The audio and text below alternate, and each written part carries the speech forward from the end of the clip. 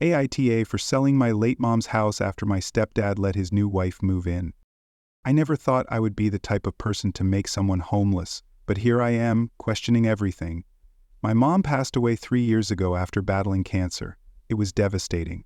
She was my rock, my best friend, and the only person who ever truly understood me. Before she died, she made it clear that her house, the one she had bought before she even met my stepdad Frank, would go to me. She had it written into her will, making me the sole owner. The house meant everything to my mom. It was where she raised me as a single parent for 8 years before Frank came into our lives. She had saved for years to afford it, worked overtime, and poured her heart into making it a home.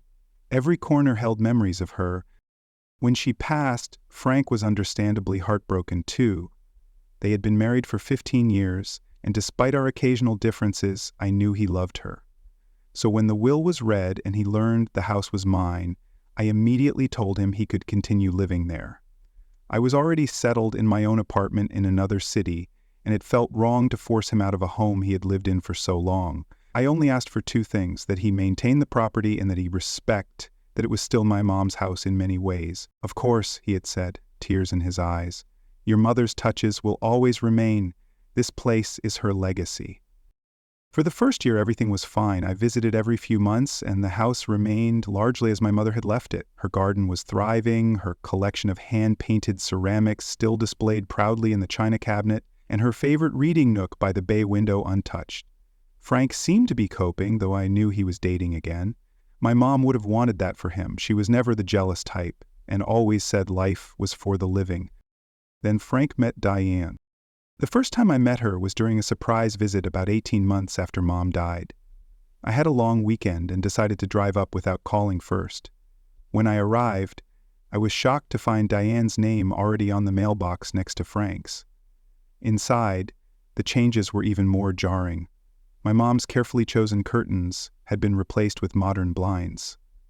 The walls in the living room, once a warm yellow that Mom said felt like sunshine, were now a stark gray. Mom's ceramics were nowhere to be seen. "Where's Mom's stuff?" I asked, trying to keep my voice steady. Frank looked uncomfortable. Diane thought it would be best if we stored some things away to make a fresh start. Diane smiled at me in a way that did not reach her eyes. It was just so cluttered in here, and those old ceramics were collecting dust. I swallowed hard. "And where exactly are they now?" "In the attic," Frank said quickly. "Everything is safe, I promise." I went up to check, and sure enough, all of Mom's belongings had been packed away in boxes. Some of the more fragile items had not been wrapped properly, and I found a chip in her favorite vase. That night, I had a long conversation with Frank about respecting Mom's memory and the agreement we had. "I understand how you feel," he said, "but Diane lives here now too. She needs to feel at home." "This is still Mom's house," I reminded him, "and legally it is mine. I am letting you live here out of respect for what you and Mom shared." He nodded, and I thought we had reached an understanding. I was wrong. Over the next year, my visits revealed more and more changes. The garden my mother had lovingly tended for years was ripped out and replaced with easy care shrubs. The kitchen was completely remodeled, with the vintage cabinets Mom had painstakingly restored now gone. And, most painfully, I discovered that Mom's reading nook, her special place, had been converted into a home office for Diane. Each change felt like losing a piece of my mother all over again. When I confronted Frank, his responses became increasingly defensive. "It has been over 2 years, he said during our last argument. "We cannot live in a museum to your mother forever." "I am not asking you to live in a museum," I replied. "I am asking you to respect the fact that this is still her house." "It is our home now," Diane interjected. "And frankly, your mother had outdated taste. These improvements have increased the property value." That was when something inside me snapped. They were not treating this as my mother's house, or even my house they were letting me use.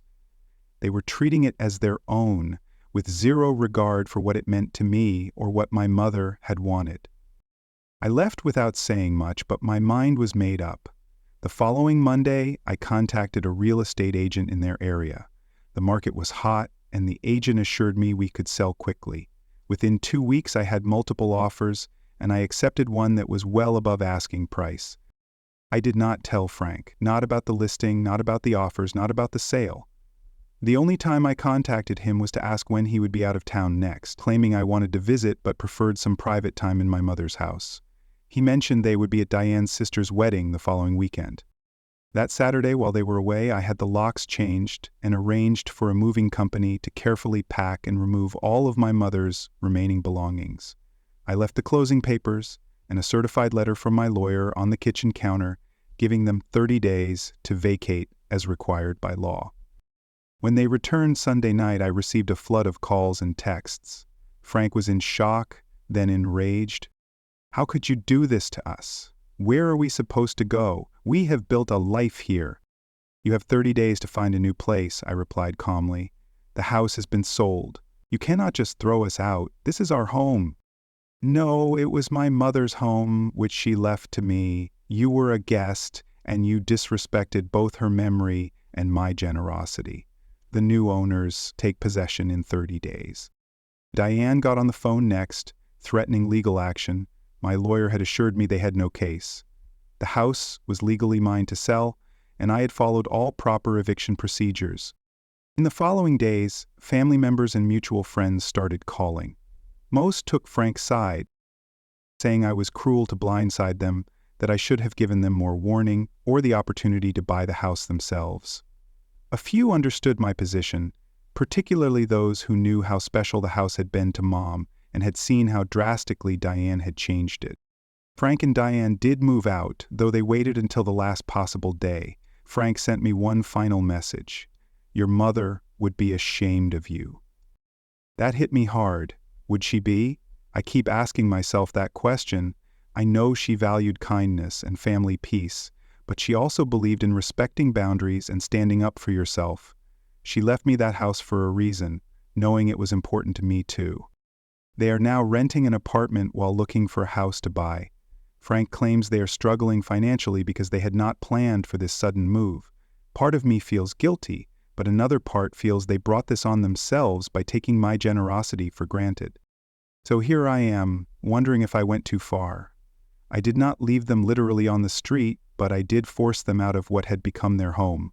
I did not give them warning or a chance to persuade me otherwise. I just acted. Am I the a-hole?